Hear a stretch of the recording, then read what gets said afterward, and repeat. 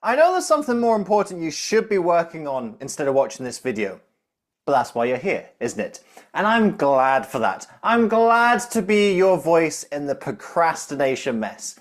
And that is the subject of the TED Talk that we're looking at today. This particular TED Talk is the most watched TED Talk that I hadn't actually watched before.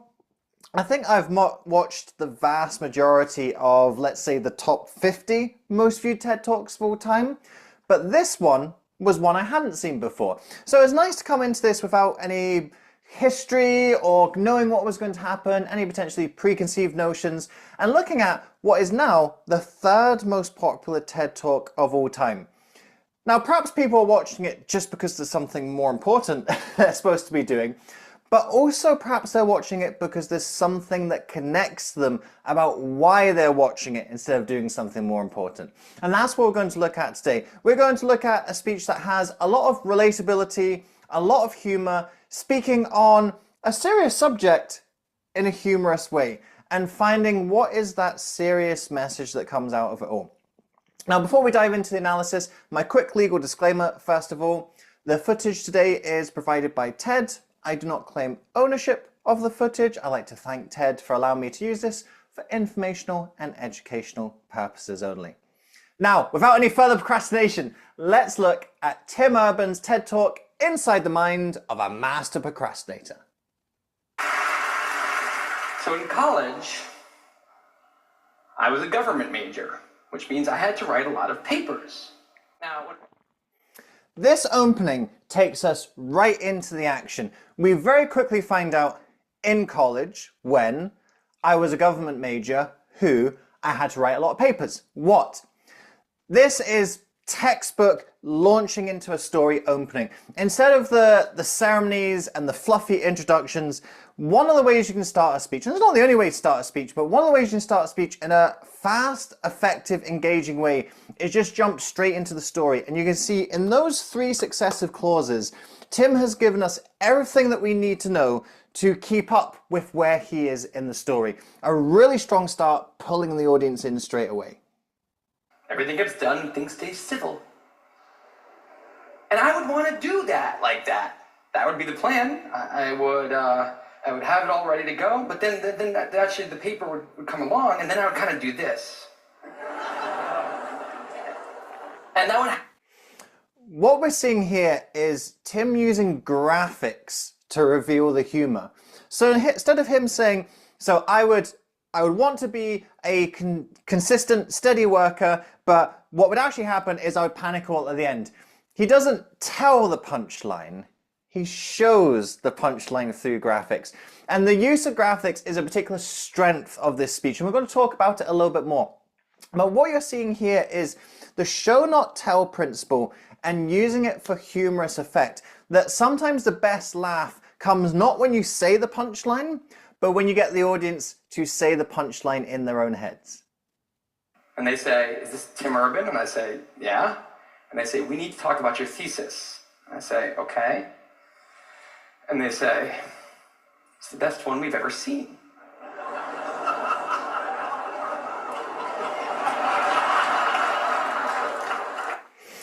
Do you see that pause? Do you see how there's a couple of chuckles, but what Tim does is he just allows that punchline to sit with the audience. And as it sits, it starts to swell, and that laugh becomes infectious, and he's got a little bit of a facial expression. Doesn't quite come up on the camera, but a little bit of facial expression just doing the work in that silence, and he's building up that chuckle. This is an important aspect of humor, is that sometimes you're funnier than you think you are, but you aren't giving yourself the time to be funny. You say a punchline and then you rush over it before the audience react to it, and by the time you've rushed over it, well, now you're onto something else, and now the humor that was in that original line can't be revealed. So you see this elongated pause to build the laughter. Let's see what happens next. That did not happen. It was a very... So here we see the follow-up joke. That didn't happen. But the way that Tim executes this, it's funnier because he builds up the tension. If he said, I got a call, it's the best thesis we've ever seen. That did not happen. That's not funny, is it? Because you rush through the joke too quickly. So what he does is he elongates the tension. And a lot of humor comes from the building of tension and the release of tension. You know when you have that relief laugh, like, oh God, I can't believe we got through that. Humor comes as a form of relief, as well as a form of engagement, connection, satire, irony. There's lots of different reasons why we laugh, and that playing with the tension is one way you can build the laughter in your audience. Anyway, today I'm a writer, blogger guy. I write the blog Wait But Why. And Do you see here? Tim introduces himself. He introduces himself in the stereotypical CV fashion of this is who I am, this is what I do. It's not what he's saying that I want to focus on.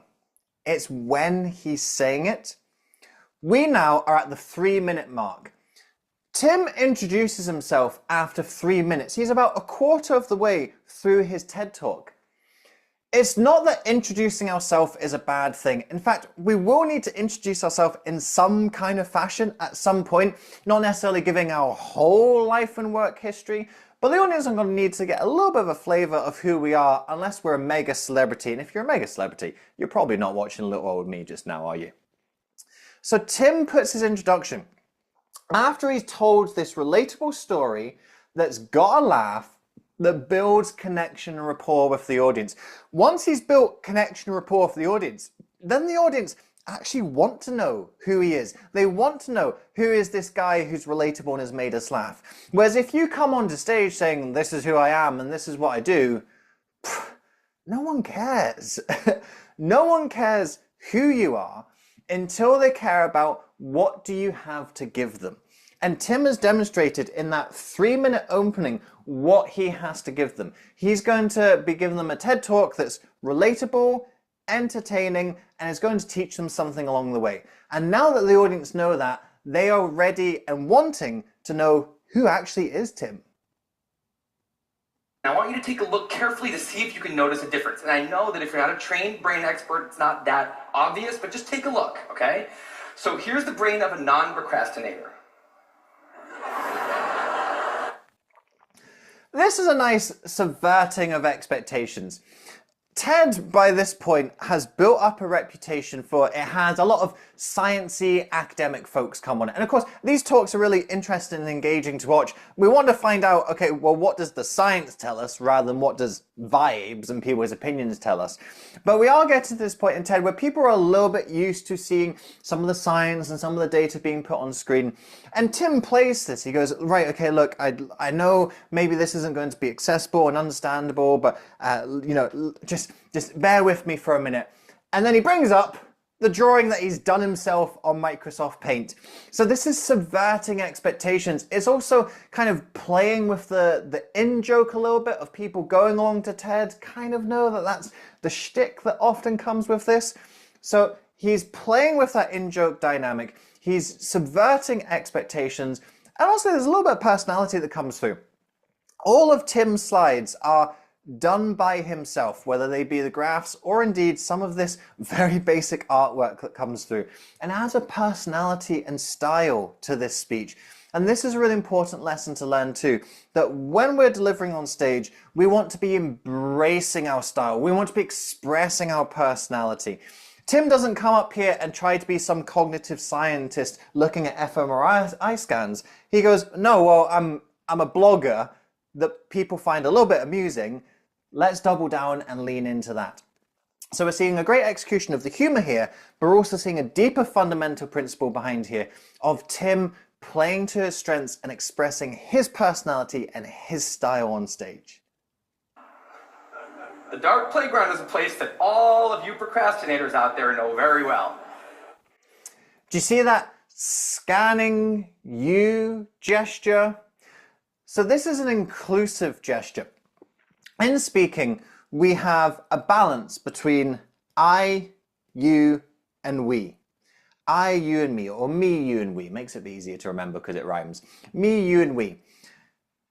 The audience wants to know a little bit about who you are as the speaker, but actually that's a small majority of it. They want to know a little bit about, well, what have we got in common? What's the connection? But the main thing they want is the you. They want to know, okay, well, what can I give you as the speaker today? What are you going to learn? What are you going to take away from this? So you want to make sure that there is lots of you put through your speech. This in terms of both the language that you're using, but also the gestures and the body language. So when Tim Urban does this you scanning gesture, this is including the audience. This is applying what he is saying to them and their lives. When you're wanting to build these moments of connection, you can do it through the language, but you can also do it through the body language. These reaching gestures, these gestures that are forming that connection with the audience, that are beckoning to them, that are calling them, that are including them. These types of gestures help to build that connection and rapport with the audience, because then you're consistently ticking off and answering that question, what have you got to teach me? What are you going to help me learn? How can you help me with my challenges and struggles and problems in life? How can you help me to reach my targets and dreams and aspirations in life? You. The more that you are sitting in that you place in a speech, the more opportunities you have to build that connection rapport with your audience. A guardian angel, someone who's always looking down on him and watching over him in his darkest moments. Someone called the panic monster.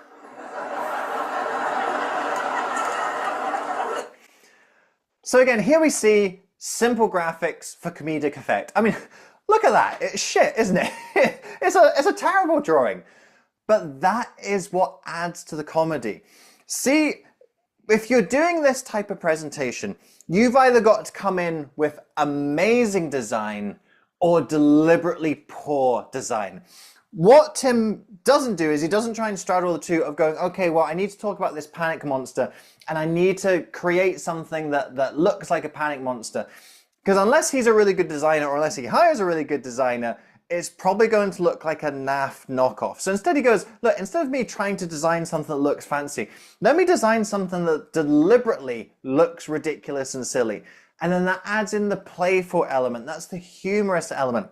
And again, that's leaning into his style and leaning into his personality, what he's been doing throughout this speech. This speech hasn't been highfalutin and fancy and academic. Look at these brain scans and these nice charts and these gorgeous graphics. No, this looks like something that, if I say high school student, that's generous, that an elementary or primary school student has done on a simple desktop application.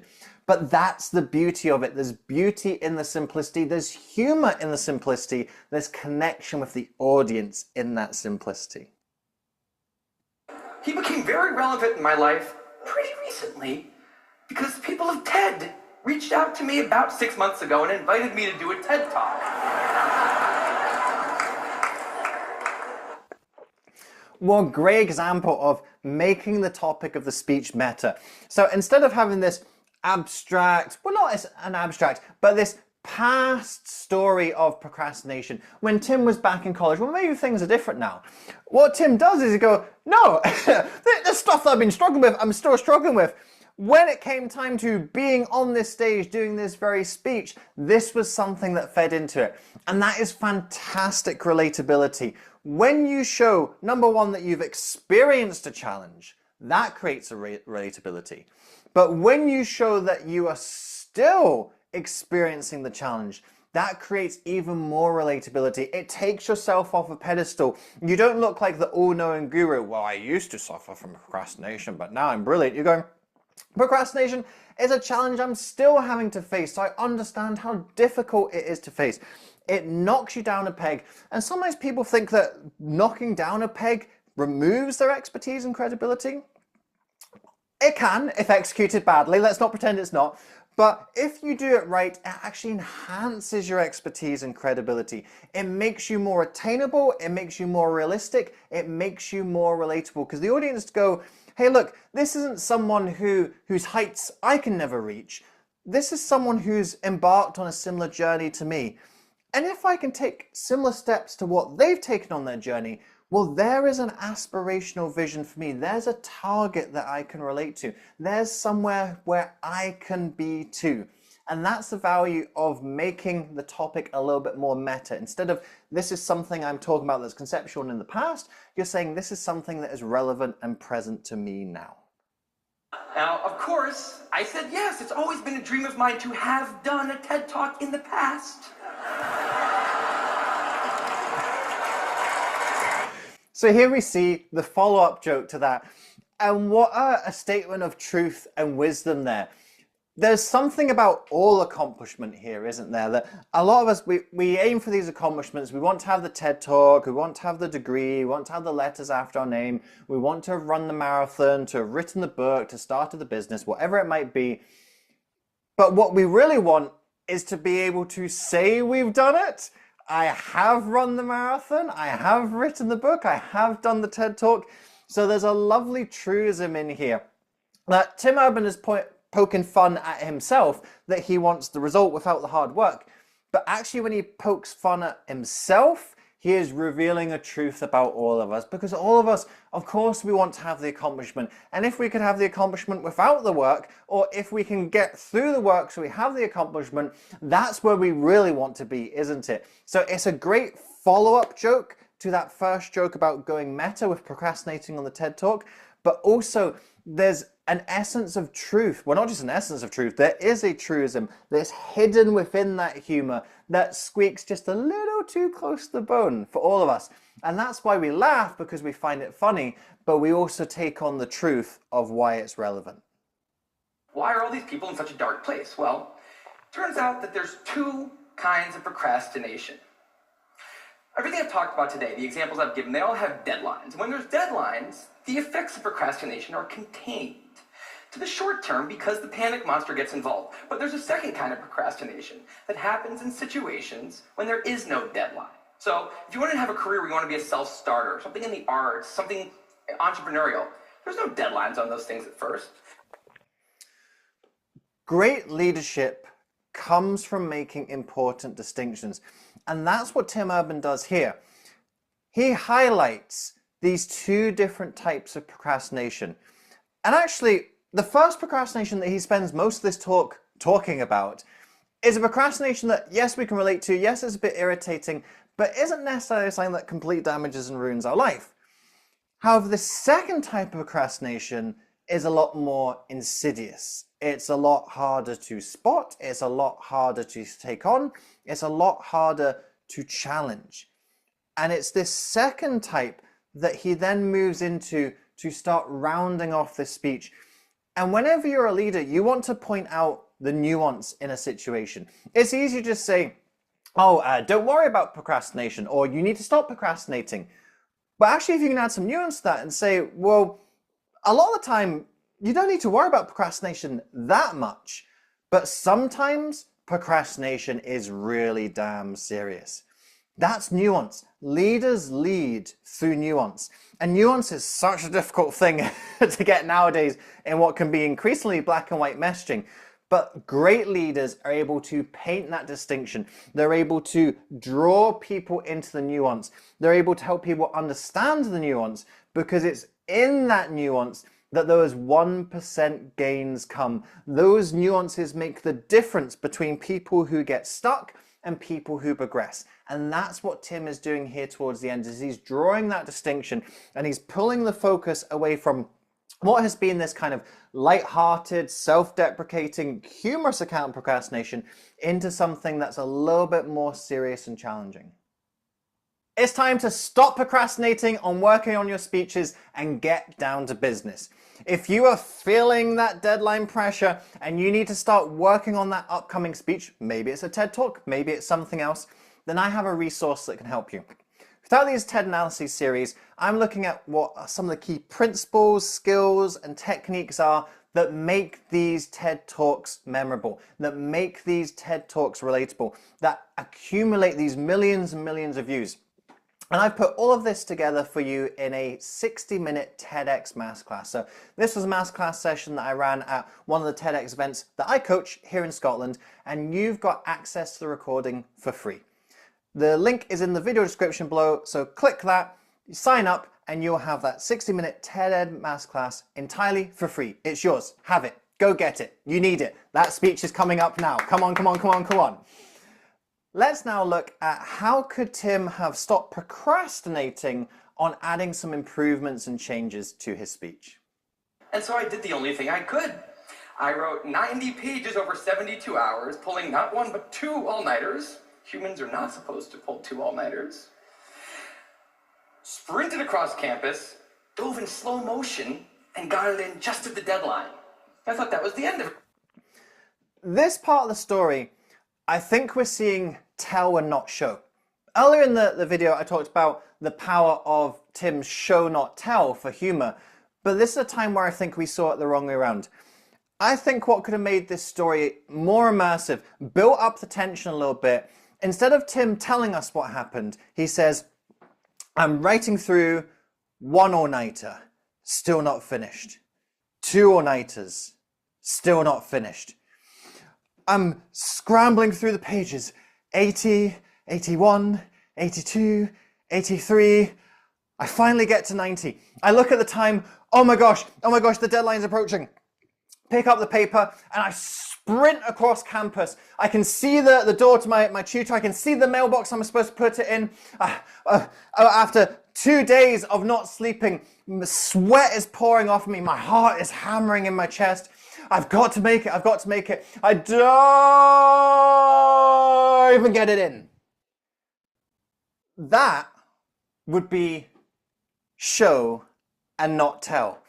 Do you see how we're building up the drama there? Now, that's an exaggerated form of what we might want to do. That might not be Tim's style to go that intense and dramatic, but something along those lines. I wanted to see this big climatic moment in the story. Is he going to make it? Is he going to not? I felt that we brushed through that and it was a little bit anticlimactic. I think he could have stretched out the drama, stretched out the tension. There's a few more moments for comedic humor in there. That we could have had a little bit more connection, a little bit more drama, holding the audience's attention. This was tell and not show. And Tim has demonstrated how he's done a really good show, not tell throughout this speech. So I would have liked him to have tapped into that skill that he's already been able to employ. And I think at this particular moment of the story, we could have seen that a lot more.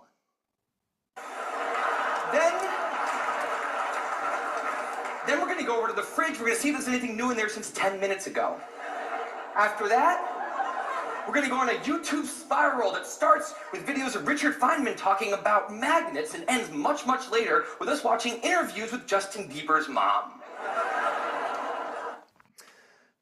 So what I'd say is Tim's biggest work on throughout this speech, and you saw examples of it coming through in that passage there. He has a lot of looking down.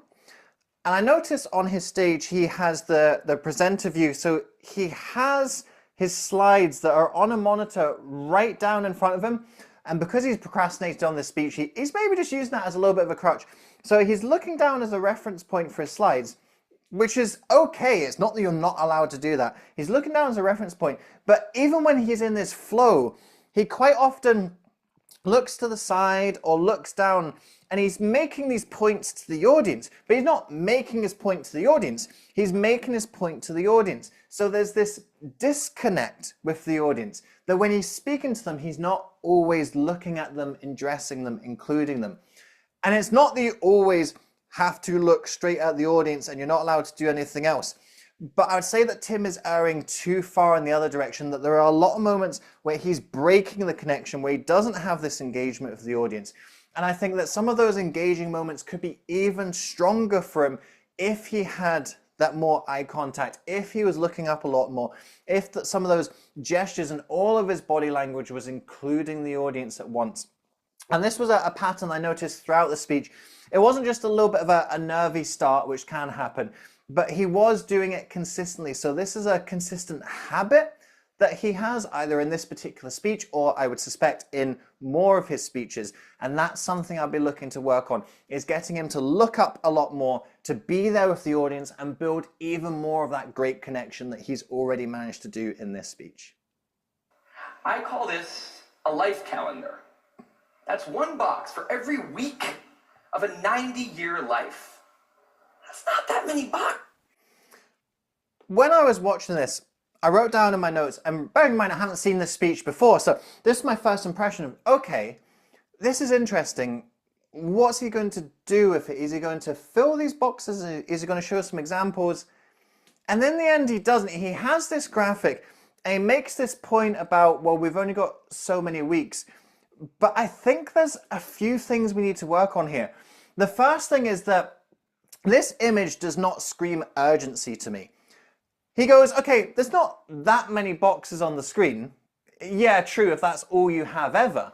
But as I'm looking at that, I am going, well, that is a lot of boxes. Like, try and 1, 2, 3. You'll be counting forever, won't you? That's a lot of boxes. That image by itself doesn't scream urgency to me. I want to see, well, what does that look like filled out? So I would like to see perhaps Tim take his current age and go, here's how many of my boxes are already full. If you are retiring at 65, this is how many of your boxes are already full. So that's the first thing I'll be wanting to do, is try to inject a bit of urgency with seeing how that resource is dwindling. Because when it's up there on a massive screen and I can barely count the individual boxes, it doesn't feel that urgent. It doesn't feel that scarce to me.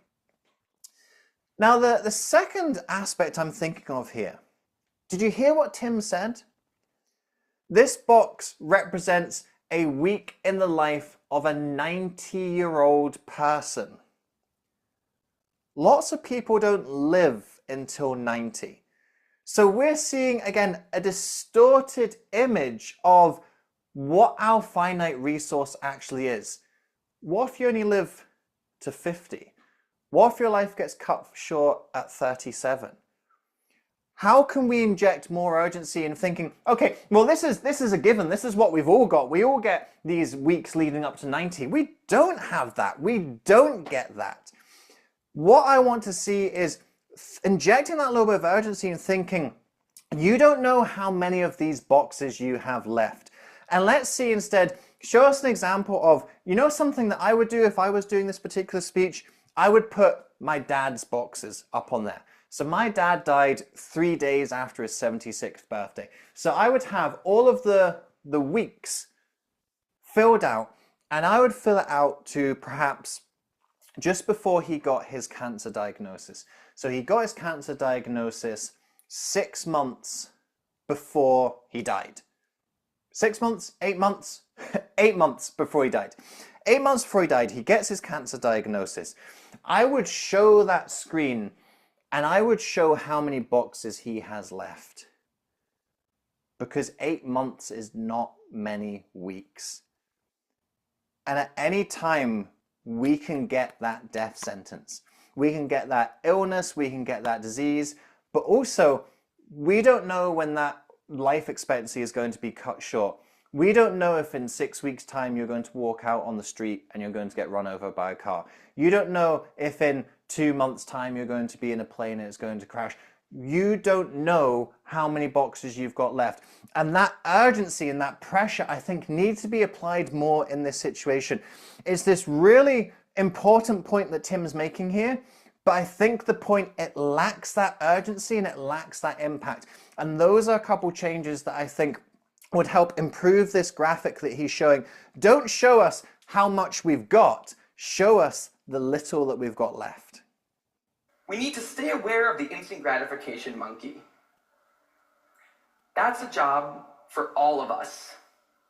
And because there's not that many boxes on there, it's a job that should probably start today.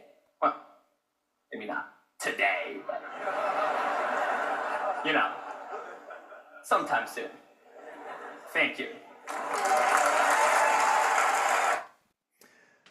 These final lines for me, there's two versions of this speech. There's a version where Tim talks about procrastinating on projects and having deadlines, and you know, maybe you don't do your best work, or maybe it brings your best work out of you. There's all of these funny stories that he tells, there's the amusing graphics, and I think when he tells this version of the speech, if he finishes by, he actually plays with the concept of the call to action here. It's almost like an anti-call to action. It's like, yeah, you could maybe possibly do it. And I actually think that there's a little bit of a contrarian nature to that I like. And I think in that first version of the speech, that ending, it ties in with the rest of the speech. But that's not the speech that Tim delivers here. The speech that Tim delivers is all of that first version of the speech, but in these last couple of minutes, he makes this more serious, impactful point about we can't procrastinate on our life. We have this limited amount of time to do things in our life.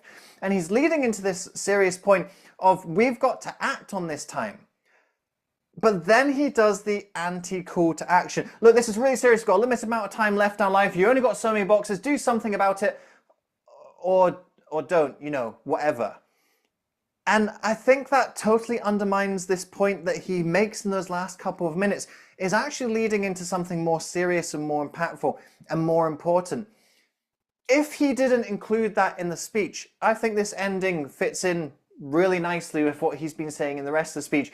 It's funny, it's quirky, it's self-deprecating, it's talking about a serious phenomenon, but in a non-serious way. But because he comes in with this wider message at the end, I think the call to action has got to be a real call to action. It can't be an anti-call to action. It can't be like, we're all dying, so what? Do something, don't do something. It doesn't chime, it doesn't fit. So I think he needs to lean into a stronger, more impactful call to action. He needs to have that graphic up on the screen at the end. He needs to have the limited amount of boxes. I would want to see him have that image welded in the back of people's minds of seeing so many black dots and a small number of squares. So when he makes that point, we don't know how many squares we've got left. We've got to make the most of these squares. We've got to act. We've got to learn that procrastination, it can be fine on a project and we get away with it, but it's not something we get away with for our lives. What you want to do, what you want to achieve, what you want to work towards, that has to happen before those black boxes finish. Are you going to do that thing you've been putting off today? And finish like that. Have the stronger finish. Have something that seems a little bit more serious than what you've been leading up to so far. But that's actually the power of having that humor, having that lighter touch through the rest of the speech. Because after people laugh, they listen. And when you've built all that rapport, all of that energy, all that connection, the audience are then receptive to the serious message you have to share. The masterclass we saw in this was Ken Robinson's TED Talk. It's been analyzed already on the YouTube channel.